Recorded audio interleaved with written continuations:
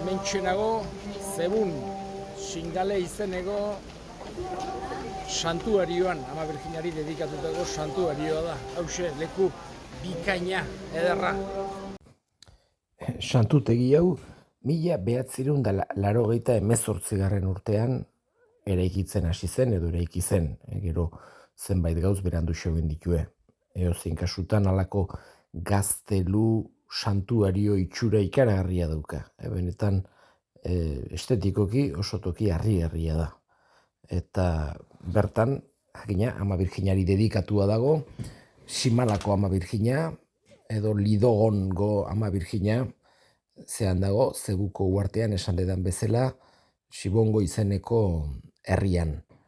Eta bertara jende asko etortzen da. Egunero mezak egoten dira, eguerdin eta atxalden, eta hementxe ikus daitezke zenolako dorreak eta zenolako eraikuntzak burutu dituzten hemen. Hauxe, koroi hau endara 3 urte egindakoa da, pandemia garaian. Eta hauxe da barrutik santuarioa. Etengabe egoten dira baita ere halako sanazio edo otoitzaldiak, bertan nonbait, 1988an batzuk esan zuen denge gaitzetik sendatu ote ziren Ama Birjinaren bitartez, eta hortik heldu da baita ere pixkat honeako debozioa. Ama Birjina, eta gauza bitxia da, arrosaz jantzia egoten da, Simalako Ama Birjina. Hauxe da bertako Ama Birjinaren irudia.